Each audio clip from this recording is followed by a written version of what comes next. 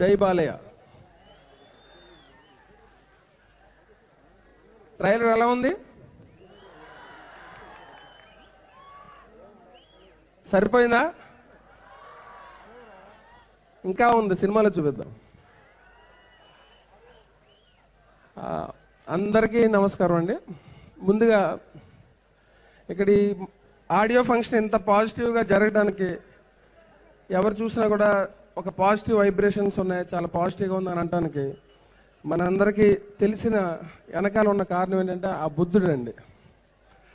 ఆ ధ్యాన బుద్ధుడు అక్కడ కూర్చుని అలాగే ధ్యానం చేస్తూ ఉంటే కొన్ని సంవత్సరాలుగా ఇక్కడ ఒక పాజిటివ్ వైబ్రేషన్స్ వచ్చి ఈరోజు అలాంటి ప్లేస్లో మనం ఆడియో ఫంక్షన్ చేసుకోవటం వల్ల ఒక రకమైన పాజిటివ్ ఎనర్జీ వచ్చింది. సో ఆయన ఆశీస్సులు ఎప్పుడు అలాగే మనం అంటుండాలని కోరుకుంటున్నాం.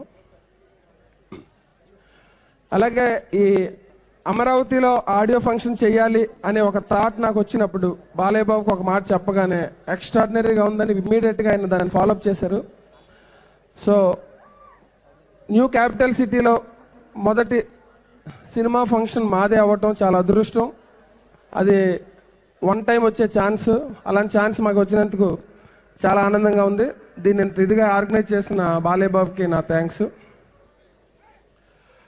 నెక్స్ట్ ఈ ప్రాజెక్టు, ఈ డిక్టేటర్ అనే ప్రాజెక్ట్ ఇంత గ్రాండ్గా జరగడానికి రెండు కారణాలండి. ఒకటి, ఒక ఇద్దరు మనుషులు నా మీద పెట్టుకున్న నమ్మకం. ఫస్ట్ ఒకటి బాలయ్య బాబు. నేను లౌక్యం సినిమా చేసిన తర్వాత ఒకసారి ఆయనతో కలిసి బాబు మనం సినిమా చేయాలి ఎప్పటి నుంచో అనుకుంటున్నానంటే ఆయన రెండో మాట ఆలోచించకుండా ప్రొడ్యూసర్ సంస్థ దొరికింది. అక్కడ సునీల్ లుల్లా గారు వాళ్ళు నా మీద పెట్టిన ఇంకొక నమ్మకంతో ఈ ప్రాజెక్ట్ ఇంత గ్రాండ్గా జరిగింది.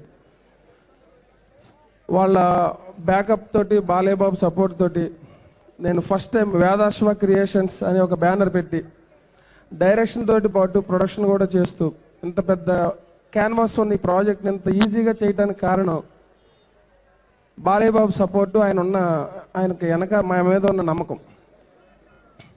సో ఆ రకంగా వాళ్ళిద్దరికీ రుణపడి ఉంటాను. ఇంకా ఈ డిక్టేటర్ గురించి చెప్పాలంటే సినిమాలో ఏముంటుందో మీరు ఆల్రెడీ చూస్తారు. సినిమా జరగడానికి జరిగిన కొన్ని విషయాలు నేను చెప్పుకుంటాను మీ దగ్గర. ఎందుకంటే ఒక ప్రాజెక్టు ఈ రేంజ్లో తీసుకురావడానికి చాలామంది కారణం ఉంటారు. ఇలాంటి సందర్భం వచ్చినప్పుడే నేను వాళ్ళందరి గురించి చెప్పాలి, వాళ్ళలో ఉన్న టాలెంట్ గురించి కూడా చెప్పాల్సిన అవసరం ఉంది. సో ఫస్ట్ నేను స్క్రిప్ట్ దగ్గర నుంచి స్టార్ట్ చేస్తే నా ఫ్రెండ్స్ గోపిమోహన్, కోన వెంకట్, మేము ఫస్ట్ అసలు బాలయ్య బాబుతో సినిమా చేయాలి అని అన్నప్పుడు ఏం చేయాలి, అలా చేయాలి.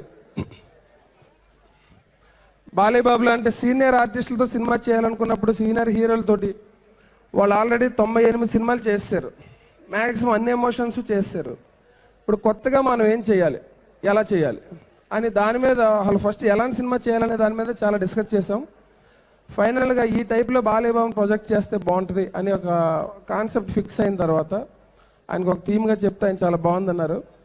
అప్పుడు ఆ స్క్రిప్ట్ డెవలప్ చేసే ప్రాసెస్లో నా ముందు సినిమా లౌక్యంకి నా పక్కనే ఉండి చాలా సపోర్ట్గా నిలబడి చాలా మంచి కథనిచ్చిన శ్రీధర్ సేపాన, నా లక్ష్యం లాంటి సినిమాలకి డైలాగులు రాసిన రత్నం గారు, సో బాలయ్య బాబుకి లెజెండ్ సినిమాకి అన్నింటికి రాశారు కాబట్టి సో ఇది ఒక కాంబినేషన్ క్రియేట్ చేయడం జరిగిందండి. చాలా తక్కువగా జరుగుతుంది ఇండస్ట్రీలో.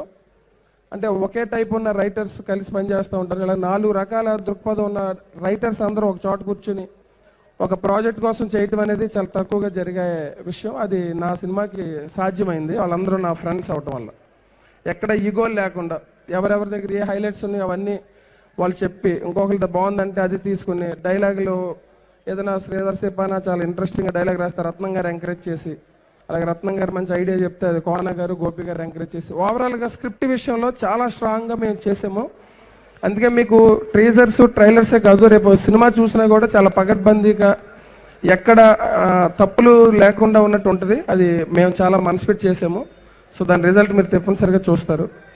నెక్స్ట్ ఇలా బాగా వచ్చిన కథని తీయటానికి ప్రొడ్యూసర్ కావాలి. సో నాకు లక్కీగా ప్రొడక్షన్ కూడా నేనే చూసుకునే అవకాశం వచ్చింది కాబట్టి మేము ఏదైతే అనుకుంటున్నామో అవన్నీ కూడా తీయగలిగే అవకాశం వచ్చింది. సో చాలా గ్రాండ్గా చేయడానికి రకరకాల అవుట్డోర్స్ వెళ్ళాము, చాలా స్పాన్తో సినిమా చేసాం.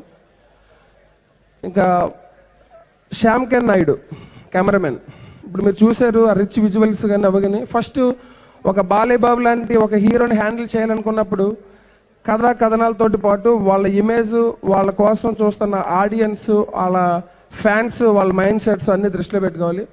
నేను ఈ సినిమా గురించి మాట్లాడుతున్నప్పుడు ఎవరితో మాట్లాడినా ఒకటే చెప్పేవాడిని, ఇది బాలీబాబు సినిమా. ఫైనల్గా సినిమా చూసి బాలీబాబు బాగున్నారు, బాలీబాబు డైలాగులు బాగా చెప్పారు, బాలీబాబు ఎమోషన్ బాగుంది, బాలీబాబు అనే టాకే వస్తుంది, మనం దాన్నే ఏం చేద్దాం అని చెప్పి అందరూ ఫిక్స్ అయ్యి బాలీబాబు కోసమే స్క్రిప్ట్ని ఎవ్రీ ఏరియాలోనే మేము వర్క్ చేసాం. సో ఈరోజు ఫస్ట్ నుంచి మాకు ఆ అప్లాస్ దొరికింది. బాలీబాబు చాలా బాగున్నారు అనేది అది ఒక చాలా వరం అది మాకు. అంటే ఒక హీరోని, ఒక సీనియర్ హీరోని, అన్ని సినిమాలు చేసిన హీరోని ఇంకా మళ్ళీ ఇంకొక యాంగిల్లో చూపించగలగడం అనేది చాలా అదృష్టం అది. సో దానికి ఆయన చేసిన కోఆపరేషన్ కానీ, ఇంకా ఏం అడిగినా సరే ఇంకా ఆయన బాడీని ఇచ్చేసినట్టే, మీరు ఏం చేసుకోండి అన్నట్టు. అసలు అంత కోఆపరేషన్ ఉన్న హీరోని నేను ఇప్పుడు వరకు నేను వర్క్ చేసిన వాళ్ళు చూడలేదు. అంటే ఆయన దూరం నుంచి చాలామంది చెప్తున్నప్పుడు బాలీబాబుని హ్యాండిల్ చేయడం కొంచెం కష్టం, ఆయన సీనియర్ హీరో అలా అంటూ ఉంటారు. బట్ నేను దగ్గరగా చూసినప్పుడు నాకు అర్థమైంది అసలు బాలీబాబుని హ్యాండిల్ చేయడం చాలా ఈజీ అండి. చాలామంది ఏంటి చాలా స్మూత్గా వెళ్తుందంట కదా, ఆయన జోవియల్గా ఉన్నారు, నవ్వుతూ ఉన్నారు. అంటే నేను ఆయనలో గమనించింది ఒకటేనండి, ఆయనకి ఎవరైనా అబద్ధం చెప్పినా, ఉన్న నిజాన్ని దాచేసి వేరే రకంగా చెప్పినా నచ్చదు ఫస్ట్. సో నేను జరిగిన ప్రతి దాన్ని, అంటే రెండు ఫేస్లు ఆయనకి నచ్చవండి. ఎందుకంటే ఆయనకు ఉన్నది ఒకటే ఫేస్. ఆయన లోపల ఏముందో అది మాట్లాడేస్తూ ఉంటారు, అది ఎంత పెద్దోడైనా ఏదైనా సరే. సో తన చుట్టుపక్కల ఉన్న వాళ్ళు కూడా అలాంటి వాళ్ళు ఉండాలని కోరుకుంటారు. అలాంటి వాళ్ళు లేకుండా 5-6 రకాల ఫేసులతో ఎవరైనా మాట్లాడుతూ ఉంటే ఆయన కోపం వస్తూ ఉంటుంది. సో నాకు ఆ బ్లడ్లో ఉంది. నేను కూడా ఎప్పుడు అబద్ధం చెప్పలేదు ఆయనకి. ఏం జరిగినా కూడా, ఎంత పెద్ద సమస్య వచ్చినా కూడా, బాబు ఇది ప్రాబ్లం అని చెప్పి చాలా సింపుల్గా తీసుకుంటారు. అంటే అలాంటి సమస్యని మనం కానీ ఆయన దగ్గర హైడ్ చేసి మేనేజ్ చేద్దామని చూస్తే ఆయన తెలియకుండా ఏముండదండి. ఎవరైతే నిజాయితీగా నిక్కర్చిగా ఉంటారో వాళ్ళు ఎదటోళ్ళు చేసే మోసాలను ఇట్టే కనిపెట్టగలుగుతారు, అది వాళ్ళకి వరం. సో ఎదటోడు ఏం మాట్లాడుతుందో దానికి అర్థమైపోద్ది. సో అందువల్ల అది ఇరిటేషన్ పెరిగి కోపం వస్తూ ఉంటుంది ఒక్కోసారి. సో అవన్నీ నేను దగ్గరగా చూసి, అంత పెద్ద ట్రావెల్ జరిగిన ఒక మంచి హీరోని దగ్గరగా చూసి ఇవన్నీ నేర్చుకున్నాను. సో ఆయన ఇచ్చిన సపోర్ట్ ఎలా ఉంటుందంటే ఇంట్లో మనిషిలా చూసుకున్నారు. ఎప్పుడు కూడా నేను ఏదో డైరెక్టర్ లాగా, ప్రొడ్యూసర్ లాగా ఏం లేదు, అసలు మన ఇంట్లో మనిషిలాగే చూశారు ఆయన. సో ఆయనకి నాకు ఉన్న ఈ రిలేషన్ ఇలాగే కంటిన్యూ అవ్వాలని నేను కోరుకుంటున్నాను. ఈ సందర్భంగా నేను ఒక విషయం చెప్తాను. ఈయనకి నాకు ఈ ప్రాజెక్టు జరగాలనేది ఎక్కడి నుంచి ఫామ్ అయిందంటే, నేను కథలు రాసుకున్నప్పుడు ఎప్పుడు కూడా జనరల్గా యంగ్స్టర్స్కి రాస్తాం, అది రాస్తాం, కథ సెపరేట్గా ఉండాలి ఆ టైంకి, లేకపోతే మనం చేయలేము. కానీ నేను ఎప్పటికైనా సరే ఆయనతో సినిమా చేయాలని ప్రతిరోజు మా ఇంట్లో కోరుకున్న ఒక వ్యక్తి మా నాన్నగారండి. ఆయన అన్నగారికి బేరాబ్మాని, ఆయన పాటలు వినంది ఆయన పడుకోరు, ఆయన ఫోటో చూడండి ఆయన బయటికి వెళ్ళరు అన్నట్టు ఇంట్లో ఎప్పుడు ఫోటో కూడా ఉంటుంది. సో ఈ సందర్భంగా మా నాన్నగారిని ఒకసారి మీకు పరిచయం చేద్దాం అనుకుంటున్నాను. ఒకసారి మా నాన్నగారిని,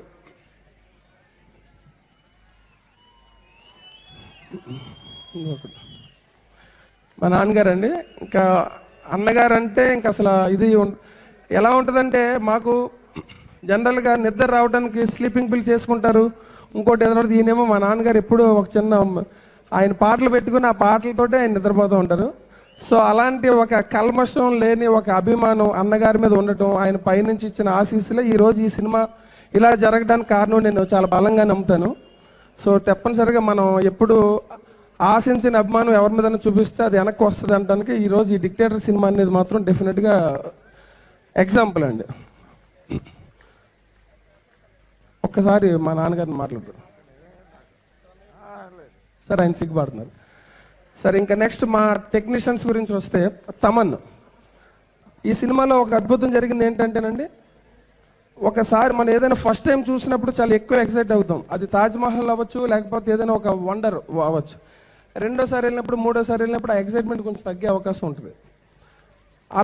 అలాంటి ఒక ఐటమ్ ఇక్కడ జరిగిందంటే, ఈ సినిమాకి పనిచేసిన ప్రతి టెక్నీషియన్ బాలీబాబు తోటి ఫస్ట్ టైమే. Producer, director, writers, cameraman, music director, art director, heroines, అంటే అందరూ ఫస్ట్ టైం ఆయనతో పనిచేసేటప్పుడు ఒక తెలియని ఎక్సైట్మెంట్ని తెచ్చుకున్నారు. బాలీబాబుతో సినిమానా అని ఒక ఎక్సైట్మెంట్, అవుట్ ఆఫ్ ఎక్సైట్మెంట్లో ఎలా ఉంటుందంటే, వాళ్ళ దగ్గర ఆల్రెడీ ఉన్న వర్క్ మ్యాక్సిమం బయటకు రావడానికి ట్రై చేస్తాను. తమనికి నేను తన బర్త్డే రోజు ఫోన్ చేసి చెప్పా, బ్రదర్ ఈ సినిమా మనం చేస్తున్నానంటే ఆయన చాలా హ్యాపీగా ఫీల్ అయ్యి, ఇది నాకు మంచి గిఫ్ట్గా ఫీల్ అవుతానని చెప్పి, తర్వాత ఒక 1 month తర్వాత మాట్లాడితే, నువ్వు ఈ సినిమా ఎలా చేస్తావు నాకు తెలీదు, నీకు ఫస్ట్ కాంబినేషన్ బాలీబాబుతో అంటే అతను మాట అన్నాడు, ఈ సినిమాకి నేను సరిగ్గా మ్యూజిక్ చేయకపోతే నన్ను ఎవరో కాదు మా ఇంట్లోనే కొట్టేస్తారు ఫస్ట్. మా చుట్టాలు మా అమ్మ వాళ్ళందరూ కూడా ఎప్పుడు కూడా బాలయ్య బాబు సినిమా చేస్తున్నా ఒళ్ళు దగ్గర పెట్టుకుని చేయని చెప్తా ఉండేవారంట. సో అది కొంచెం వర్కౌట్ అయినట్టు ఉంది, అందుకే కొంచెం పాటలు బాగా ఇచ్చాడు. సో ఇంకొక వార్నింగ్ ఇస్తే మాకు బ్యాక్గ్రౌండ్ స్కోర్ కూడా ఇంకా బాగా ఇస్తాడు అనుకుంటున్నాను నేను. సో అలాగా అందరూ కూడా శ్యామ్ కే నాయుడు గారు ఆయన 50 సినిమాలు చేశారు, చాలామంది హీరోలతో పనిచేశారు, కానీ బాలయ్య బాబుతో ఎప్పుడూ పనిచేయలేదు. సో వెంటనే ఆయనకి ఏంటంటే బాలయ్య బాబుని బాగా చూపించాలి, ఆయన అన్ని యాంగిల్స్లో ఎక్కడ బాగుంటారు ఆ యాంగిల్స్ పెట్టాలని చాలా. అసలు ఇంత రిచ్గా సినిమా రావడానికి కారణం శ్యామ్ కే నాయుడు గారు అండి. ఆయన చాలా సింపుల్గా ఉంటారు, అసలు ఆయన విజన్ మాత్రం చాలా పెద్దది. జనరల్గా టెక్నీషియన్స్ ఏదైనా ఒక పెద్ద ఎపిసోడ్ చేద్దాం అనుకున్నప్పుడు ఒక్కొక్కసారి ప్రొడ్యూసర్ సైడ్ డిస్కషన్స్ ఉంటాయి, కొంచెం ఇవి ఉంటాయి. మాకు లక్కీగా ఓన్ డెసిషన్ తీసుకునే అవకాశం ఉండబట్టి చాలా ఈజీగా చేయడానికి జరిగింది. నెక్స్ట్ హీరోయిన్స్ అంజలి, సోనాల్. అంజలి అనే ఒక అమ్మాయి ఉండటం వల్ల మాకు సినిమా యూనిట్లో ఇంకా అల్లరి పెరిగిపోయిందండి. మేము కొన్ని మేకింగ్ వీడియోస్ రిలీజ్ చేస్తాం తర్వాత. అంటే డిక్టేటర్ లాంటి ఒక పవర్ఫుల్ సినిమా వీళ్ళందరూ ఇంత ఆడుతూ పాడుతూ చేస్తారని మేము అందరూ ఆశ్చర్యపోతారు. సో అంత జోవియల్గా షూటింగ్ జరిగింది, అదంతా మేము తర్వాత మేకింగ్లో రిలీజ్ చేస్తాం. అలాగే నా టెక్నీషియన్స్ గౌతమ్ రాజు గారు, ఆర్ట్ డైరెక్టర్ బ్రహ్మ కడలి. నెక్స్ట్ మెయిన్లీ నేను ఓన్ సినిమా చేయటం వల్ల చాలా డెసిషన్స్ తీసుకునే టైంలో నాకు కొంచెం సపోర్టింగ్గా నా డైరెక్షన్ డిపార్ట్మెంటు, నా ప్రొడక్షన్ టీం అందరూ కూడా చాలా బాగా పనిచేశారు ఇంత పెద్ద ప్రాజెక్ట్ రావడానికి. అలాగే అక్కడ మన ఏరోస్ చీఫ్ ఆయన చింటూ గారండి. అంటే ఈయన యాక్చువల్లీ నన్ను ఫస్ట్ మీట్ అయిన తర్వాత నాలో ఉన్న ఆ ఒరిజినాలిటీ అంతా చూసి ఆయన ఎలాగే నీ ప్రాజెక్ట్ చేయాలని చెప్పి మనకి ఈరోజు మనల్ని నమ్మి ఎవరో ₹1,00,00,000 కాదు కదా, ఒక 10 లక్షలు కూడా ఇవ్వని టైంలో ఒక పెద్ద ప్రాజెక్ట్ నా మీద చెప్పి మీరే చెయ్యండి అని చెప్పి వదిలేశారు. అది ఇంకా నాకు టెన్షన్ స్టార్ట్ అయ్యి ఇంకా చాలా నిక్కచ్చిగా చేయాలని చెప్పి చాలా బాగా చేయడానికి ఇంకా ట్రై చేశాను. సో ఈ రకంగా ఇన్ని రకాల హైలైట్స్ తోటి వస్తాను ఈ సినిమా చేస్తున్న ప్రతిసారి నేను ప్రతిరోజు షార్ట్ పెట్టినప్పుడు ఫ్యాన్స్ని గుర్తు తెచ్చుకునేవాడిని. ఎందుకంటే నేను ఫ్యాన్స్కి చాలా దగ్గరగా ఉంటాను. మన NBK Jagan, helping hands Jagan, నాకు వీళ్ళందరూ రెగ్యులర్ టచ్లో ఉంటారు. చాలామంది ఫ్యాన్స్ డైరెక్ట్గా యాక్సెస్ ఉంటుంది నాతోటి. వాళ్ళు మాట్లాడే ప్రతి ఎమోషన్ నేను పట్టుకుంటాను. బాలయ్య బాబుని ఇలా చూస్తే ఎలా ఉంటుంది, ద ఫస్ట్ డే ప్రీమియర్ షోలో ఈ షార్ట్కి ఎలాంటి రెస్పాన్స్ వస్తుంది అని చెప్పి ఆ షార్ట్ పెడతా ఉంటామండి. సో డెఫినెట్గా ఆ రోజు అన్ని షార్ట్స్కి అంటే ఈ సినిమా జరుగుతుండగా డెఫినెట్గా ఒక 20 టైమ్స్ అన్నా మన ఫ్యాన్స్ అందరూ పండగ చేసుకునేలా డైలాగ్స్ ఉన్నాయి. ఇక్కడ చూసిన కంటే కూడా ఇంకా చాలా డైలాగ్స్ ఉన్నాయి, చాలా హైలైట్స్ ఉన్నాయి. ఈ సినిమా డెఫినెట్గా మనందరం తలెత్తుకుని తిరిగేలాగా మాత్రం అవుతుంది, దానికి మాత్రం నేను భరోసా ఇస్తున్నాను. పండగకి అందరం కలుద్దాం, సెలబ్రేట్ చేసుకుందాం. ఇంకా ఈ అడవులు ఎవరినైనా మర్చిపోతే క్షమించండి, టైం చాలా తక్కువ. డైరెక్టర్ మాట్లాడాలనుకున్నప్పుడు మొత్తం 24 క్యాప్స్ అందరి నుంచి మాట్లాడవలసి వస్తుంది, కానీ కొన్ని పేర్లు చెప్పలేకపోయినా కూడా క్షమించండి. Thank you very much.